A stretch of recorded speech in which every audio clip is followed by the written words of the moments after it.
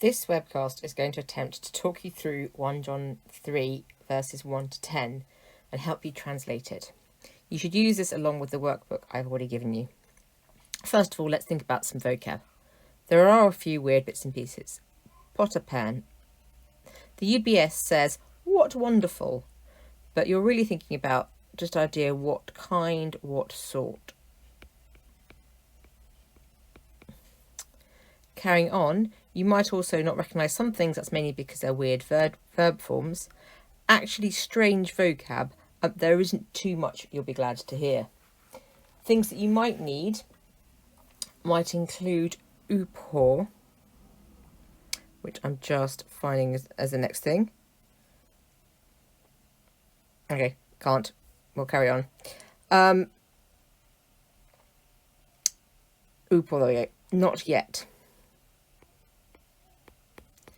And you might then want to think about words like ephanerothe.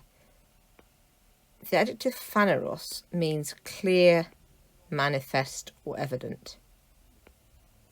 With an epsilon on the front and the theta, eta at the end, you can see that it's an aorist passive. So here you've got something made manifest, made clear. And you've got very similar phraseology there with phanerothe and other similar things all the way through the passage. Homoios, similar.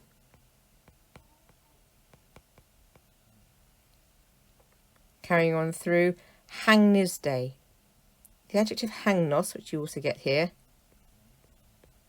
means holy or pure. The verb with the isdo, make holy. So everywhere you see isdo, it's going to be making something happen. Carrying on, anomian has got the alpha privative on the front, and then you've got nomos underlying it. Nomos law, therefore anom is going to be lawless, and this is the noun lawlessness.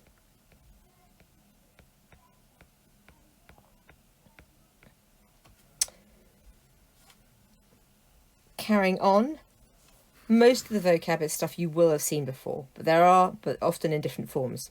Verse 7, planato, is an uh-oh contract verb, planao. And it does give us the noun planetes, giving us the English planet, wanderer. So this is wonder. It's used in the sense of i.e. go astray, i.e. make a mistake. So there are links there. Dikaiosionen, you will see lots about this in Dobson chapter 44. This is justice. It's the abstract quality of being dikaios. The diabolou, I think we've already had a few times, but in case you miss it, it's the devil, the diabolic one. And after that, we're almost there. Gegenermenos. It's from a verb linked to ones you already know. You've seen the gen root being to do with generation. Genao is about being born and coming from something. Sperma, seed. And I think we're there in terms of vocab that you might help, but if more comes up, we will come back to it. So, you start off with idete, aorist imperative. And it's worth keeping an eye on how many of these are aorist so that you can get a sense for the aorist and its use throughout this text. Dedoken, I didn't gloss that earlier because actually that is something that we just dealt with. That is the aorist, no, perfect of didomi.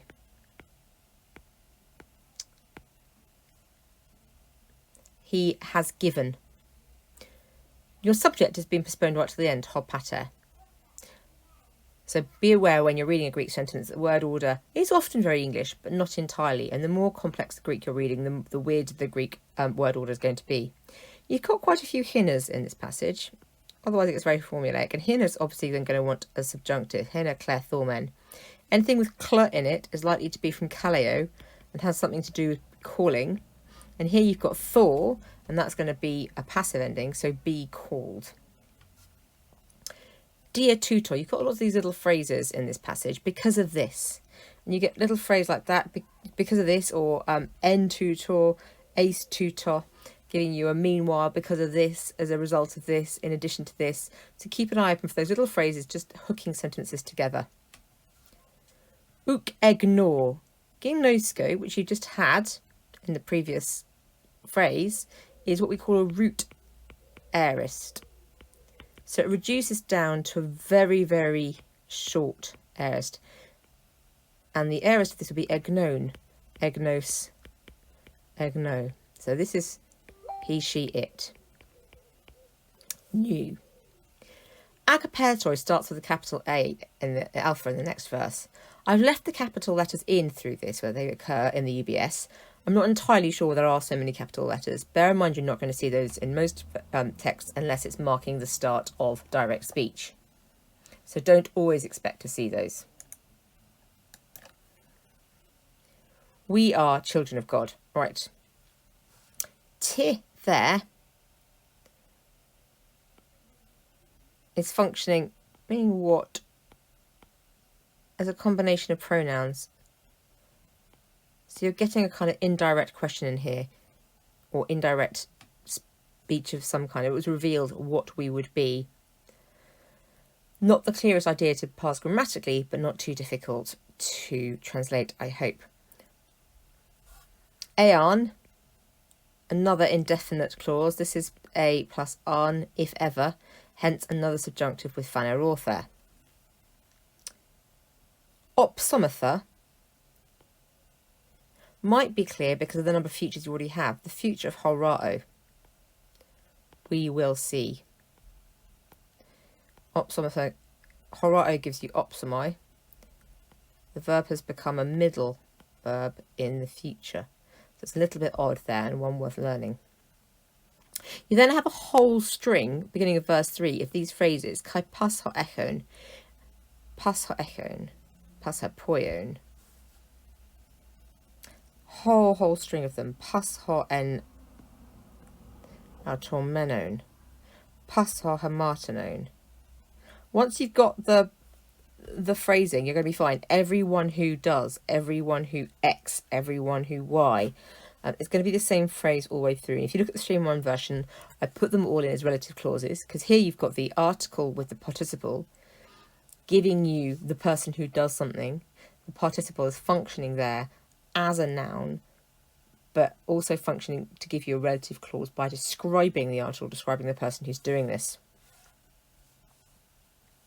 Another hinna in verse 5, linked with another slightly unusual verb, arare. That's the aorist of iro, take, for which the aorist is era, and that loses the augment to become ar for its subjunctive. You've got to keep a careful eye on those. Verse 6, egnoken. That now is back to gignosco, and if you think back to verse 1, you had egno. This is egnoken. This is now the perfect version of that. So he has known. Verse 7, paidia. You've seen pais, child or slave. This is paidion, the diminutive. And you'll see this a lot through these texts. It's a little, you've seen technia, for example, as well. It's an affectionate way of referring to people. It's also a way of avoiding the language of slavery because it's now a new vocabulary term. Planato, not only have I underlined for vocab terms, but it's an interesting part of the verb that you haven't met yet. It's a third person imperative. Greek can say let him, or in this case, let no one deceive us, using an imperative ending, where other languages might have to use phrases like let or a subjunctive. Another one of those ho something or others, beginning of verse 8. Another hinna in verse 8. And this time we actually have luo at last, our favourite verb, so that he might untie. This is the aorist subjunctive, because you can see it's got the sigma in it. Pas hogagenemenos, another one of those past phrases with a participle. And if you carry on down, it's very, very, very repetitive. You do have a number of hotties, one in verse 9, and another one towards the end of verse 9, for example. So it's worth keeping an eye on these. Remember, the hottie could mean open speech marks, that, or because. Try out each when you see it and make sure you're happy with what's happened. Gegenertai, a repetition of genao. You've then got homer poion in verse 10, extending that phraseology again, and homer agapone. So structurally, this passage is a lot of the same kind of phrases. It's everyone who does something, and then the occasional in order that something else might happen. It's not that challenging, but because it's all hooked together, it plays around with ideas and they can get a bit muddied. If you want to look at some of the things like how the articles are used, or a bit more explanation on some of the forms, do have a look at the Daily Dose of Greek versions, but they haven't actually got all that much in them. Otherwise, do send me questions, but I look forward to seeing what you make of this text.